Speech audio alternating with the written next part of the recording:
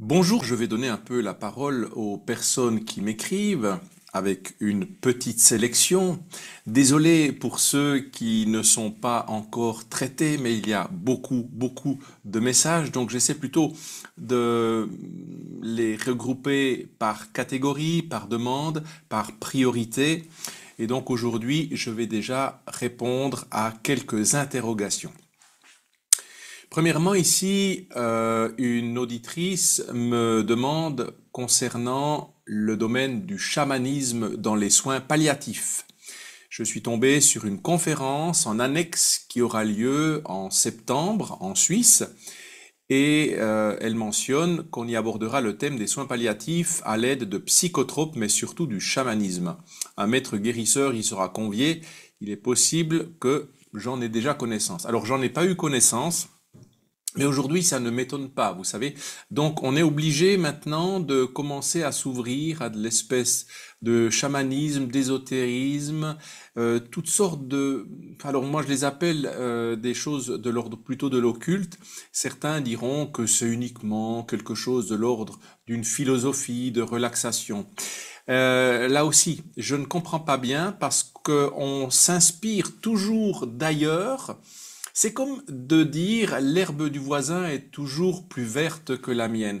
Alors que là, on a des soins allopathiques, à la limite, on a des choses d'ordre naturel. Et puis, si on a besoin d'un soutien spirituel, c'est là où on devrait accepter particulièrement les églises chrétiennes, les aumôniers catholiques. Et je ne comprends pas, parce que c'est là aussi où il y a une évolution. On cherche ailleurs ce qu'on a sur place, mais surtout on cherche de manière, je pense, là aussi assez dangereuse, parce qu'on verse dans l'ésotérisme et on va accepter des guérisseurs, on va les laisser avoir tribune libre. Euh, et en même temps, on va refuser de plus en plus d'avoir l'Église catholique qui peut entrer dans ces lieux-là pour apporter un soutien spirituel et surtout un message spirituel. Alors que là, on est dans autre chose. Voilà, donc je ne peux que m'attrister de ces montées je sais pas, je sais même pas comment les qualifier pour ne pas être insultant, mais en tout cas, ça m'inquiète et je pense que des personnes doivent réagir. Et si vous avez de la famille qui est dans des soins palliatifs, eh bien, en tout cas, essayez véritablement de donner la directive aux soignants que vous refusez absolument qu'il y ait des traitements ou des espèces de pratiques qui soient assimilables à du chamanisme ou autre chose qui ne serait pas d'une médecine classique ou alors d'un accompagnement spirituel classique. Deuxième question. C'est une personne qui est catéchumène, tourmentée spirituellement, catéchumène depuis bientôt 2 ans, donc c'est un baptême d'adulte. Et cette personne a vécu des périodes difficiles dans sa jeunesse. Je comprends qu'elle faisait des cauchemars. Et sa famille l'avait emmenée voir des marabouts et autres guérisseurs pour casser le mauvais œil, pour éloigner ses cauchemars. Alors, la première question, c'était de dire, elle rencontre parfois des difficultés parmi des ministres de l'Église qui soit nient l'existence du mal et en même temps dit qu'il y a eu un curé qui a procédé à une prière de délivrance, mais les attaques, l'angoisse continue. Alors, plusieurs choses. Oui, en effet, c'est pas nouveau que la négation du mal, du malin, on essaie absolument maintenant de dire que ça n'est pas une entité, mais que c'est plus une projection, que c'est plus quelque chose d'imaginaire. Non, bien entendu que Satan, Lucifer existe et il a entraîné le tiers des anges avec lui, nous le savons. Donc ça, c'est une première chose. Le mal existe et d'ailleurs, si on ne le voit pas de manière, je dirais, vraiment concrète, comme une personne devant nous, il suffit d'en mesurer les effets pour comprendre qu'il est à l'œuvre et très à l'œuvre actuellement. Et le nier nous rend encore plus victimes de ces assauts. Là, il y a une prière de libération et la personne continue de se sentir assaillir. Alors, il faut savoir aussi une chose, c'est que les prières de libération sont très efficaces, les prières de supplication sont très efficaces, la confession est très efficace, l'Eucharistie, la fréquentation des sacrements est très efficace. Mais attention, le mal a la force qu'on lui donne. Si vous continuez d'avoir peur, d'avoir la crainte que il est toujours là. Bien sûr qu'il sera toujours là, mais vous lui donnez encore plus de pouvoir sur vous. Donc, pensez toujours que dans le combat, le Christ est victorieux. Ce qui veut dire que quelqu'un qui a peur doit déjà transformer sa peur en espérance, en confiance. Lorsque vous sentez cette peur venir, priez le Seigneur, demandez l'intercession des archanges lumineux, la protection de votre ange gardien, l'intercession de la Vierge Marie, tout spécialement. Et vous verrez, la force arrivera, la peur se dissipera. Mais Dieu fait toujours la majeure partie du chemin, mais ensuite c'est vous. Il y a une conversion du cœur. Et les personnes en général qui continuent de subir les assauts lors d'un tourment ou d'une vexation spirituelle, eh bien, ça n'est pas que la prière du prêtre qui a été faite n'est pas efficace, mais c'est très souvent que la réception, que le travail qu'on a à faire d'une conversion permanente, de se tourner toujours davantage vers Dieu, n'est pas encore suffisamment appliqué. Il faut vraiment changer son regard, changer sa pratique, transformer la peur en espérance, transformer les vices en vertu. Le salut est à ce prix. Question suivante. Alors, des comportements dans les églises, une personne pose la question dans plusieurs églises où il y a notamment des spectacles. Alors, est-ce que c'est bien le lieu pour ce genre de manifestation? Il peut y avoir des spectacles de nature religieuse, il peut y avoir des très beaux concerts, ça peut arriver pour autant que l'on n'instrumentalise pas, que l'on cache tout ce qui est de l'ordre du patrimoine religieux. On ne doit pas occulter le tabernacle, on ne doit pas utiliser l'autel, voire le cœur. Donc il faut vraiment qu'on vide ou qu'on déplace les objets de culte et non pas qu'on les réaménage pour un concert ou quoi que ce soit. Donc là aussi, faire très attention. Ce qui veut dire, je ne dis pas forcément non quand c'est même un concert d'une chorale, quelque chose comme ça, ou d'un spectacle. Alors spectacle, je mets ça entre guillemets, mais d'un ordre respectueux et religieux, ça peut se faire. Ça n'est pas un sacrilège ou une profanation. Par contre, il faut vraiment faire attention, vraiment, la nature du spectacle, hein. Et il y a aussi des églises que l'on a désacralisées, que l'on a vendues, et maintenant on a laissé pratiquement tout à l'intérieur, voire même des statues, et on les a réhabillées, là c'est clairement alors quelque chose qui est de l'ordre du sacrilège. Même si l'église est désacralisée, on est quand même encore en train de se moquer d'un patrimoine religieux qui est là, symbolique. C'est là où on devrait faire très attention lorsque des bâtiments religieux sont vendus, qu'ils sont désaffectés. Il faudrait vraiment complètement retirer le maximum de choses. Alors bien sûr que ça m'attriste parce que j'aimerais jamais qu'on désaffecte et qu'on désacralise une église, mais si ça devait arriver, attention. Par contre, une église qui est sacralisée, une église qui est utilisée pour le culte, attention à ce qu'on fait à l'intérieur, c'est bien entendu. Bien entendu, il faut faire attention. Là, par exemple, la personne mentionne également que dans une cathédrale, il y a des jambons qui sont séchés dans une tour. Alors, même si c'est à l'abri du lieu de culte, il me semble que ça n'a rien à faire dans une tour, surtout dans une tour qui fait partie de l'édifice religieux. C'est très, très maladroit. Donc là, évidemment, même si ça n'est pas de l'ordre du sacrilège, c'est quand même quelque chose, je trouve, de particulièrement maladroit. Je continue. Alors là aussi, il y a la question de la présence de chiens avec leur maître dans certaines églises.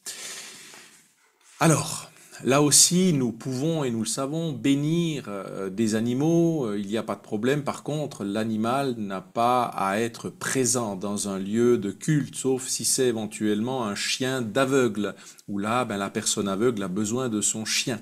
Mais vous savez, pour faire un parallèle, si vous allez dans un restaurant, dans un lieu où il y a du repas, où il y a des choses d'ordre de l'hygiène, tous les animaux seront interdits.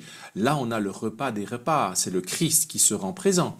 Donc, d'amener des animaux là, même si c'est un petit animal, je ne sais pas, je trouve que c'est quand même particulièrement maladroit. Il y a aussi un problème véritablement d'hygiène. Il peut y avoir un problème de comportement. Donc, je ne dirais pas forcément une interdiction absolue. Tout dépend s'il y a une célébration ou une liturgie particulière qui ne soit pas eucharistique et on veut juste faire une bénédiction des animaux.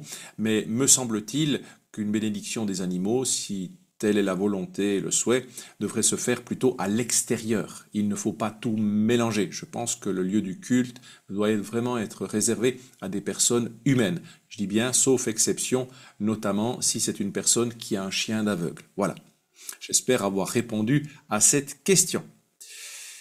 Alors, au niveau d'une personne qui se pose la question, à la suite d'une vidéo que j'ai faite sur Halloween, la Toussaint et tout l'aspect également ésotérique, elle me pose la question, ce que valent les soins énergétiques. C'est une personne qui a consulté un énergéticien et qui se pose la question si elle doit continuer ou non et comment comprendre, parce que là aussi, il ne faut pas toujours tout mettre dans le même sac, il faut être prudent. La prudence est une des 4 vertus cardinales. Alors la prudence, pour moi qui est issue d'une certaine logique, lorsqu'on parle d'acupressure, vous savez, il y a des zones réflexes sur le corps que l'on peut détendre, des nœuds que l'on peut détendre, où là vraiment c'est quelque chose de médical. Pour moi, là, je pense qu'il n'y a rien de spirituel là-dessous, il n'y a rien d'ésotérique, il n'y a rien de caché. C'est même la réflexologie. La réflexologie, on touche la plante des pieds, il n'y a pas de prière, il n'y a pas de choses cachées. C'est vraiment des zones réflexes que l'on touche, c'est comme un massage sportif. C'est quelque chose qui n'a rien à voir avec de l'ésotérisme. L'acupuncture, c'est de la médecine chinoise, mais dans le fond, ça reste de l'ordre de la médecine parce qu'on va toucher également là des zones réflexes. Il n'y a pas d'autres prières ou de choses particulièrement cachées où on ne toucherait pas le corps, mais on fera appel à des soins énergétiques. Par contre, le soin énergétique, souvent, on ne touche pas forcément le corps, et puis on fait appel à des énergies.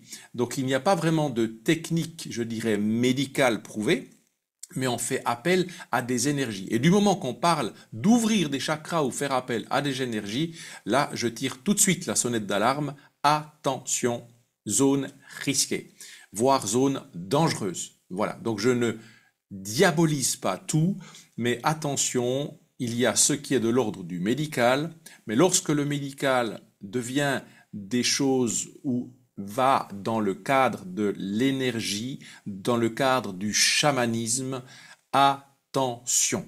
Donc par précaution, je dirais, privez-vous de ces choses-là, trouvez d'autres moyens qui seront sans doute tout autant efficaces et en même temps moins dangereux par rapport à l'aspect spirituel. Convoquer des énergies, ça pourra vous faire du bien sur le moment, mais quelles énergies ? Qui se cache derrière ces énergies? Et ça n'est pas une personne qui peut vous dire je vous transmets mon énergie. Cette personne, si elle a une énergie à transmettre, eh bien c'est juste par quelque chose d'un ordre physique, comme quelqu'un qui est un physiothérapeute, ou quelqu'un qui fait une intercession. Là, il vous transmet quelque chose qui est de l'ordre d'une direction spirituelle, mais pas quelque chose d'occulte. Voilà, j'espère avoir répondu. Enfin, j'ai trouvé intéressant aussi une personne, parce que cette chaîne se voue aussi à essayer d'élever certaines consciences, de discuter un petit peu de certaines choses. Et par rapport à l'éveil des consciences, une personne se pose la question, notamment de certains mal-être, certains travers. Dans le fond, elle analyse un petit peu ce qui se passe en Église. Et elle me met, alors je la garderai bien sûr anonyme, mais c'est une personne qui se reconnaîtra, qui est responsable d'un parcours alpha dans sa paroisse. Donc c'est une personne qui est engagée. Et elle va exposer son point de vue en 3 points. Premièrement, le problème de l'Église. Deuxièmement, la cause du problème. Et troisièmement, une solution qu'elle proposerait. Alors, elle commence par le problème. L'Église est soumise au rapport de force dans notre monde et malgré le courage de certains, les prêtres et de rares évêques, nous ne parvenons pas à être lumière du monde et à avoir un avis qui est pris en compte comme cela a pu l'être dans le passé. Donc la cause, pour cette personne, nous nous trompons de combat, sans celle, on ne peut rien saler. Notre sel est la charité visible et indispensable au monde. Aujourd'hui, nous n'avons plus cela et c'est ça que déplore cette personne. Alors bien sûr que le sel, c'est la charité visible, mais charité bien ordonnée commence aussi par soi-même. Et puis, bien sûr, quel ordre de charité? Des exemples de charité. Et en même temps, la charité, oui, mais saint Thomas dit toujours que la justice préexiste et est nécessaire avant même la charité. Donc là aussi, lutter pour la justice, lutter pour la charité, sans doute qu'il y a beaucoup de voies pour être charitable. Mais charitable aussi, c'est un apostolat. Donc là, je vous suivrai, mais donnez pour moi davantage de détails. Parce que je pense qu'aujourd'hui, il y a quand même beaucoup de mouvements de personnes qui sont charitables, mais très souvent, elles sont discrètes. Donc, je ne dirais pas qu'il n'y a pas de charité, mais il y a peut-être un manque de mise en valeur de cette charité. Mais je pense qu'elle existe, je pense. Troisièmement, la solution, donc la vision de cette personne par rapport à ça. Cette personne rêve d'une église où nous serions capables d'aider d'abord des personnes de nos communautés, ben c'est notre prochain, hein, c'est la personne la plus proche de nous. Concrètement, à la fin de la messe, les annonces pourraient reprendre le besoin des membres de l'Assemblée. On permettrait ainsi à tous les paroissiens de faire vivre leur charité dans la communauté. L'idéal, c'est de suivre la première communauté, mettre tout en commun pour le bien de tous. Alors là, c'est une idée pieuse, vous savez, mais on est dans une société très empreinte d'individualistes, et ça, c'est un vœu pieux, mais c'est quand même à garder en ligne de mire. Donc, peut-être commencer petitement, mais vraiment le partage, ça sera encore d'une autre dimension. Je trouve très intéressant, par contre, dans les annonces, moi j'avais déjà proposé dans mon unité pastorale de faire la bourse aux bénévoles et de dire, voilà, dans tel et tel secteur, nous aurions besoin de personnes, de main-d'œuvre, peut-être de manière ponctuelle ou régulière, selon aussi la disponibilité des personnes, avec un profil de personnes. Et là, c'est quelque chose qui, je trouve, est très intéressant. Parce que parfois, on ne demande pas assez, ou alors on demande toujours aux mêmes personnes, et pour finir, on les décourage. Donc, solution intéressante et à travailler, à développer. Ensuite, on pourra accueillir les personnes dans le besoin, pauvres, malades, qui sont en dehors de la communauté. Il viendrait facilement du fait que notre charité serait connue de tous, et particulièrement des personnes qui en ont le plus besoin. Alors, là, j'émets un certain doute, dans le sens où, en tout cas l'expérience que moi je fais, les personnes qui s'estiment être pauvres ou malades, souvent celles que je reçois, ce ne sont pas vraiment celles qui sont les plus pauvres. Donc c'est plutôt des personnes qui ont l'habitude de venir demander, de tendre la main vers beaucoup de monde, vers plusieurs institutions et qui vivent de la sorte. Mais très souvent, c'est le bouche à oreille qui nous permet vraiment de faire la vraie charité parce que le vrai pauvre, très souvent, c'est une personne discrète qui est même dans une telle indigence qu'il a honte de venir demander de l'aide. C'est cette personne-là à laquelle il faut pouvoir s'intéresser. Et je pense que là, c'est un réseau qu'on doit installer. Être attentif à ceux qui ne se plaignent pas, parce que bien souvent, c'est celui qui ne se plaint pas qui a le plus besoin d'aide. Je ne veux pas faire de généralité, mais là aussi, instaurer des réseaux de diaconie pastorale, c'est sans doute un grand travail actuellement à faire, et de montrer que ces personnes-là, on peut les relever, les aider, les entourer. Et de ce côté-là, je suis d'accord avec cette démarche. En conclusion, si l'Église pratique ainsi la charité, le monde sera obligé de prendre en considération ce que nous disons. Évidemment, parce que si nous ne montrons pas l'exemple, eh bien nous serons des beaux parleurs, mais nous ne serons pas des chrétiens. Il ne faut pas dire et dire en parole, mais en acte et en vérité. Donc là, le but est toujours une théologie qui pousse à l'œuvre, et non pas à selon la parole. La parole, c'est bien, mais l'œuvre doit suivre pour être crédible et être suivie. Si les prêtres mettent en œuvre cette charité, cela ira dans le sens de l'humilité, bien sûr, et éloignera de leur faiblesse. Cela leur permettra de corriger spirituellement certains abus. Alors bon, abus de toute nature, hein, évidemment, mais de toute façon, je pense qu'aujourd'hui, l'aspect de corriger spirituellement certains abus, c'est pas forcément la charité ou l'humilité qui le fera. S'il y a abus de toute nature et envers toute personne, parce qu'arrêtons de cibler seulement le clergé, des abus de toute nature, à mon avis, c'est pas forcément l'humilité qui va corriger spirituellement, mais là, il faudra sans doute déjà une mise en lumière, une acceptation, et puis il y aura quand même très souvent un accompagnement spirituel à devoir faire, peut-être même psychopathologique, et tout dépend les degrés, voilà. Donc l'humilité, hélas, ne fait pas tout. Je l'aimerais, mais elle ne fait pas tout. Enfin, les paroissiens pourront ancrer le message de l'Évangile dans la réalité. Et bien entendu, on est à nouveau là dans le dire ou le faire, dans l'être ou le paraître.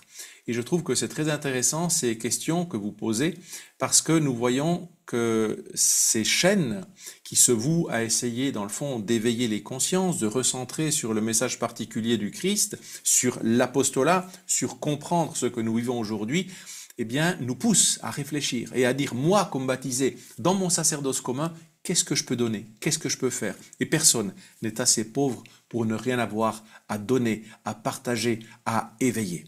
Dans l'humilité, dans l'apostolat, mais toujours aussi dans la charité. C'est important. Dans l'aspect de cette charité, il y a aussi la conversion. Et je voulais terminer ce petit échange de ce soir avec une brève vidéo que j'ai trouvée intéressante.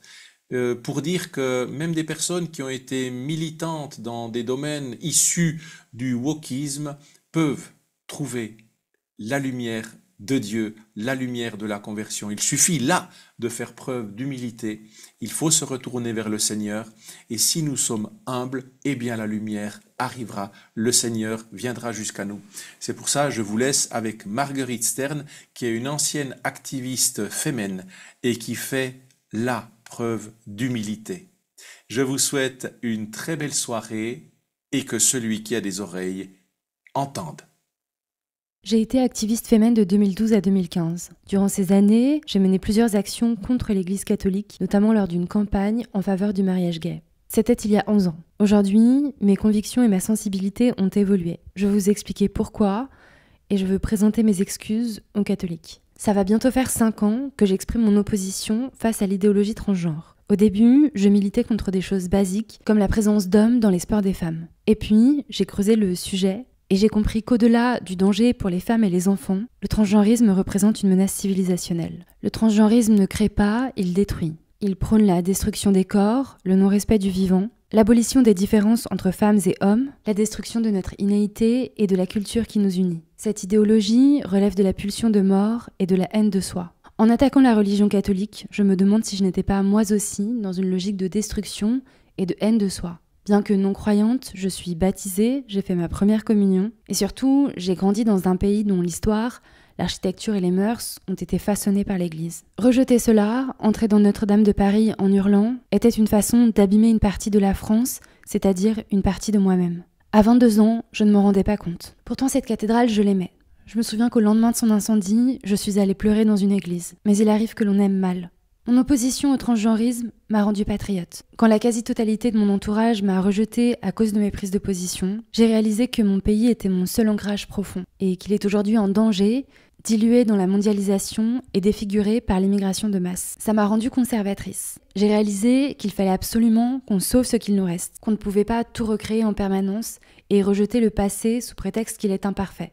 La France est un pays catholique, elle doit le rester, et pour cela, nous devons faire vivre ses rites. Il y a quelques semaines, un ami m'a emmenée à la messe pour Philippine. Il faut célébrer ses morts, m'a-t-il dit. Devant la beauté de la cathédrale, des chants, de la cérémonie, je me suis sentie appartenir à une grande civilisation.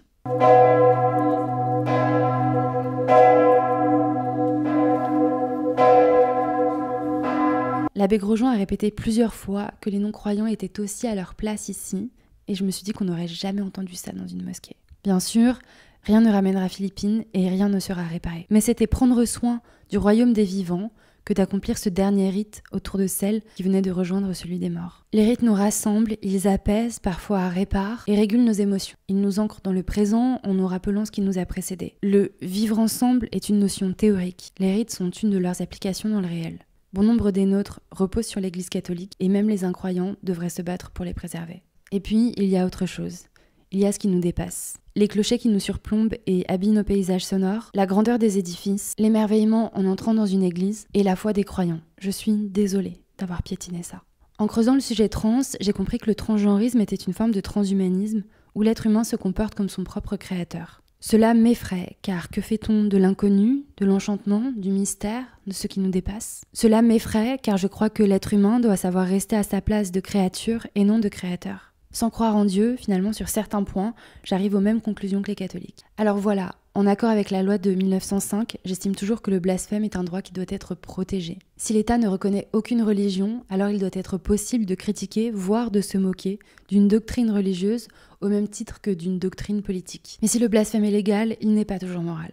C'est à la mode actuellement de dénigrer les catholiques et de les faire passer pour des idiots vieille France, insuffisamment branchés pour mériter le statut d'être humain. Par le passé, j'ai utilisé ce climat pour agir de façon immorale, tout en participant à le renforcer. Je présente de sincères excuses pour cela.